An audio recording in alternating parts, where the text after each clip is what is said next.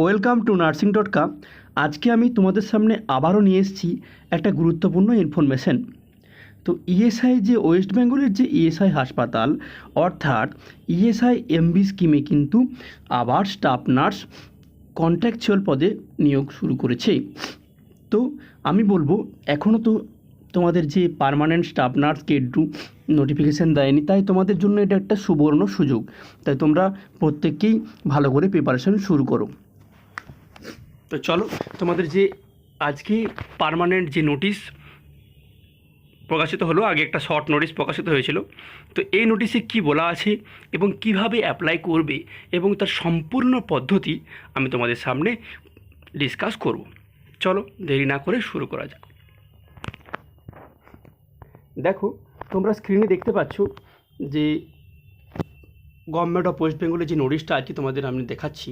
দেখো, প্রথমেই লেখা আছে যে walk in interview for appointment to the post of contractual staff nurse for the different ESI hospital under directorate of ESI MB scheme government of West Bengal from the candidate who have passed GNM course from any INC recognized nursing institution and is registered with the West Bengal Nursing Council। আমি তোমাদেরকে ফুল ডিটেলসে বলবো। এখানে দেখো contractual staff nurse post বলে দিয়েছে। তো চলো নিচের লাইনে চলে আসি।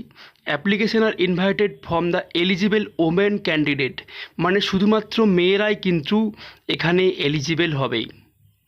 who are permanent resident of West Bengal have passed the GNM training course or BSc nursing।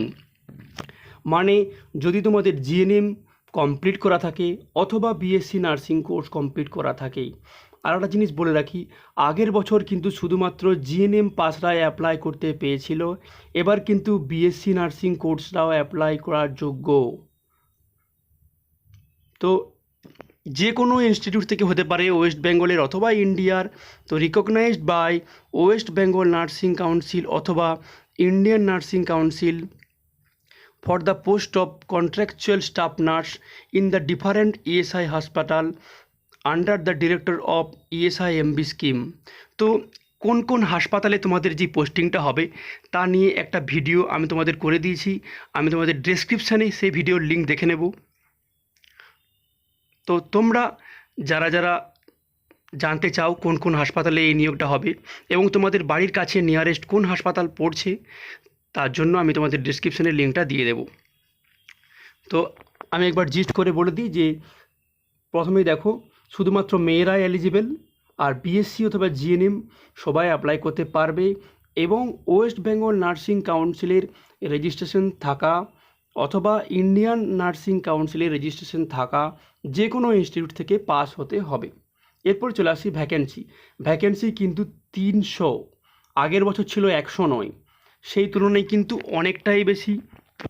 তোমরা ভালোভাবেই প্রিপারেশন নাও, তোমাদের কিন্তু অনেকটা স্কোপ এখানে বেড়ে গেছে। দেখো, তারপরে স্যালারি 25,000 টাকা, কন্ট্রাকচুয়ালের যা স্যালারি হয় সেটাই আছে। এরপরে আসি essential qualification, passed general nursing and midwifery course অথবা BSc nursing course from nursing training institute recognised by Indian nursing council.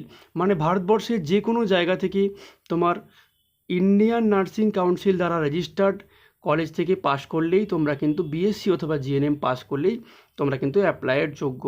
এরপরের পয়েন্ট, অবশ্যই কিন্তু তোমার যে রেজিস্ট্রেশন সার্টিফিকেটটা থাকতে হবে এবং সেটা ওয়েস্ট বেঙ্গল নার্সিং কাউন্সিল দ্বারা রেজিস্টার হতেই হবেই। সেটা প্রভিশনাল রেজিস্ট্রেশন হলেও কিন্তু অ্যাকসেপ্টেড হবে। অবশ্যই কিন্তু WBNC রেজিস্টার থাকতে হবে, সেটা প্রভিশনাল হলেও অ্যাকসেপ্টেড হবে। 3 নম্বর পয়েন্ট, যে ক্যান্ডিডেট অবশ্যই তাই কিন্তু বাংলা লিখতে এবং পড়তে জানতে হবে আর বলতে জানতে হবে। লিখতে, পড়তে এবং বলতে সবই জানতে হবে। এরপরে চলে আসি এজ।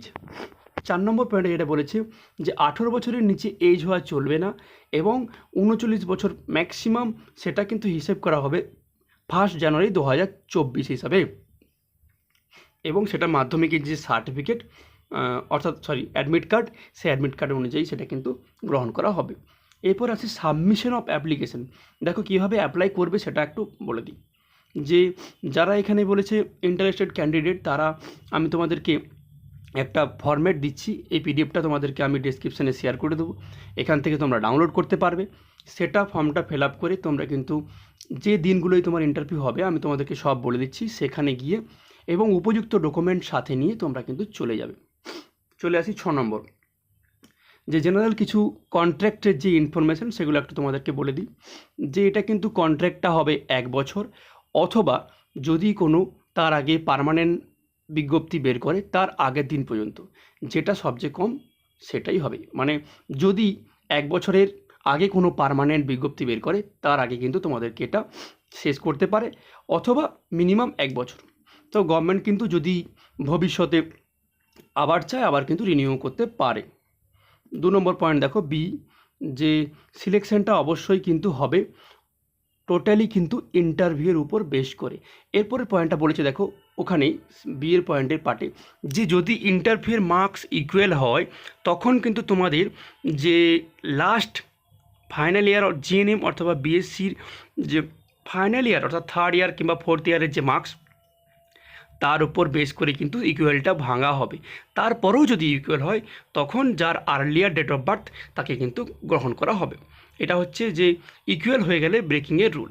3 নম্বর পয়েন্ট দেখো, যে application shall be made in the prescribe format, যেটা আমি তোমাদেরকে এখানে দিয়ে দেবো, এটা তোমরা ডাউনলোড করবে, প্রিন্ট আউট করে ফিল আপ করবে, অন্য কোনো ফরম্যাটে কিন্তু অ্যালাউ হবে না।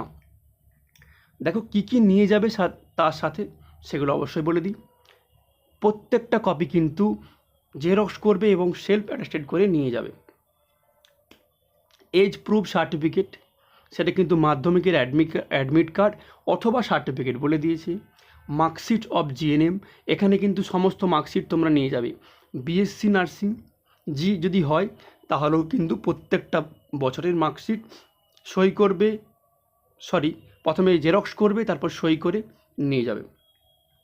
তারপর হচ্ছে জিএন এবং বিএসসির পাস সার্টিফিকেট, প্রভিশনাল সার্টিফিকেট কিন্তু তোমাদের অ্যাকসেপ্টেড হবে, নিয়ে যাবে। তারপর প্রুফ অফ রেসিডেন্স, এখানে কিন্তু একটা রেসিডেন্সের প্রুফ তোমরা আধার কার্ড নিয়ে যাবে। Registration certificate from the West Bengal nursing council, provisional registration certificate accepted. Pass certificate নিয়ে যাবে এবং রেজিস্ট্রেশন সার্টিফিকেট সাথে নিয়ে যাবে। আর যদি তোমাদের কোনো এক্সপিরিয়েন্স থাকে, এখানে কিন্তু দেখো অ্যাডিশনাল কোয়ালিফিকেশান রিলেটেড যদি কোনো তোমাদের অ্যাডিশনাল কোয়ালিফিকেশান মানে এক্সপিরিয়েন্স যদি থাকে তার কিন্তু ডকুমেন্ট তোমরা সাথে নিয়ে যাবে। আমি আরেকটা জিনিস বলবো, সমস্ত অরিজিনাল ডকুমেন্টস তোমাদের সাথে রাখবে এবং প্রত্যেকটা জেরক্স করবে, তার সঙ্গে শেয়ার অ্যাটেস্টেড করে সাথে নিয়ে যাবে। নেক্সট পয়েন্ট চলে আসি দেখো, candidate should registered under West Bengal nursing council, ক্যান্ডিডেটকে অবশ্যই ওয়েস্ট বেঙ্গল নার্সিং কাউন্সিলে রেজিস্টার হতে হবে। তারপর দেখো contractual staff nurse will be posted in different ESI হাসপাতাল as per requirement of the হাসপাতাল, মানে তোমাকে কিন্তু পশ্চিমবঙ্গের যে কোনো ইএসআই হাসপাতালে দিতে পারে। তো পশ্চিমবঙ্গের ইএসআই হাসপাতালের লিস্ট আবারও বলছি, আমি তোমাদের ডেসক্রিপশনে দিয়ে দিচ্ছি, সেখানে কিন্তু দেখতে পাবে তোমাদের বাড়ির কাছে কোন ইএসআই হাসপাতাল আছে এবং পশ্চিমবঙ্গে ইএসআই হাসপাতাল কোথায় কোথায় আছে সব দেখতে পাবে। এরপর চলে আসি, the contract is liable to the terminated at any time without assigning any reason there of by giving 1 month notice from either side, মানে তোমাকে 1 মাসের নোটিস পিরিয়ডে তোমাকে কিন্তু জবটা চেঞ্জ করতে বলতে পারে যে আর 1 মাস পর তোমাকে ছেড়ে দিতে হবে, কিংবা তুমিও যখন ছাড়বে আর 1 মাসের আগে ইন্টিমেশন দিতে হবে, এটাই বলতে চেয়েছে। এরপর হচ্ছে next point, the contractual engagement does not confirm any right for regulation or absorption in the permanent post, মানে কন্ট্রাক্ট তুমি জয়েন করছো মানে এই নয় যে তোমাকে ভবিষ্যতে পার্মানেন্ট করতে বাধ্য থাকবে গভর্নমেন্ট, এটাই কোনো রুলস অ্যান্ড রেগুলেশন নয়, সেটা ক্লিয়ার লিখে দিয়েছে। Next point, all the information regarding selection recruitment to the post will be made available time to time in the ESIMB skip West Bengal অথবা ওয়েবসাইট, এই ওয়েবসাইট যে www.esidwb.gov.in, এই ওয়েবসাইটে তোমরা কিন্তু সমস্ত ইনফরমেশান যে পরবর্তী ইনফরমেশান কিন্তু পেয়ে থাকবে। এরপর যেটা গুরুত্বপূর্ণ পয়েন্ট, যে নেক্সট ডে টাইম এবং স্থান ইন্টারভিউ, কোথায় ইন্টারভিউটা হবে সেটা একবার চলো ভালো করে দেখে নিই, এটা কিন্তু খুব গুরুত্বপূর্ণ। The interview should appear before the interview board with original document at Directorate of ESIMB scheme, West Bengal, wing WB plots, VI GB block, sector 3, Salt Lake, Kolkata 97, near 13 ট্যাং। দেখো ডেট টাইমটা হয়েছে 11:30 থেকে 1:30 PM পর্যন্ত। তো এখানে দেখো ডেটগুলো পরপর দিয়েছে। 31 তারিখ আছে, 1 তারিখ আছে, 5 তারিখ আছে, 6, 7, 8 এবং 12। তো 31শে জুলাই থেকে 12ই আগস্ট পর্যন্ত তোমাদের কিন্তু ইন্টারভিউ হবে। তো কে কবে ইন্টারভিউ দিতে যাবে দেখো এখানে ডিটেলস লিখে দিয়েছে। যার নামের অক্ষর শুরু, যে অক্ষর দিয়ে শেষ হবে এখান থেকে কিন্তু দেখে চয়েস করে তোমরা কিন্তু ইন্টারভিউ দিতে যাবে। যার নামের অক্ষর এ দিয়ে শুরু সে কিন্তু 31 তারিখে যাবে। দেখো এ থেকে ডি প্রত্যেকেই, যার নামের অক্ষর বি দিয়ে শুরু সেও কিন্তু 31 তারিখে যাবে। এ থেকে ডি যাবে 31 তারিখে। তারপর দেখো 1 তারিখে আছে ই থেকে এল পর্যন্ত এবং ইউ থেকে জেড পর্যন্ত যাদের নামের অক্ষর প্রথম শুরু তারা 1 তারিখে। এবং 5 তারিখে আছে এম থেকে ও পর্যন্ত।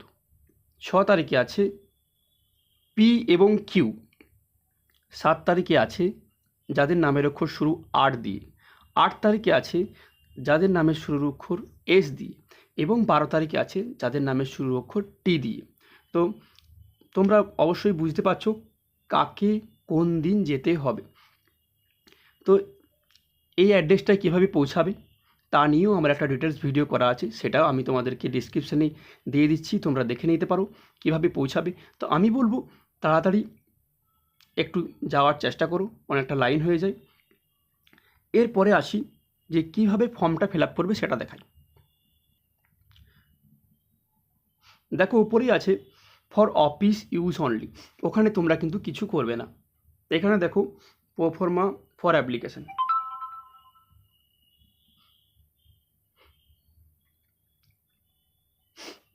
এখানে ডান দিকে তোমার একটা সেলফ অ্যাটেস্টেড করে একটা ফটোগ্রাফ কিন্তু ওখানে পেস্ট করবে। তো সেলফ অ্যাটেস্টেড করে ওখানে কিন্তু পেস্ট করবে, তার উপরে তোমার একটা সেলফ অ্যাটেস্টেড করবে ছবিটার উপরে।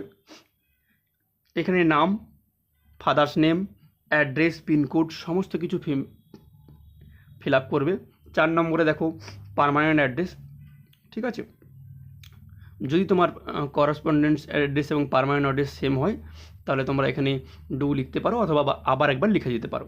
এখানে ফোন নাম্বার, তারপর ইমেল আইডি, ডেট অফ বার্থটা কিন্তু মাধ্যমিকের যে ডকুমেন্ট সেই ডকুমেন্ট অনুযায়ী কিন্তু লিখবে।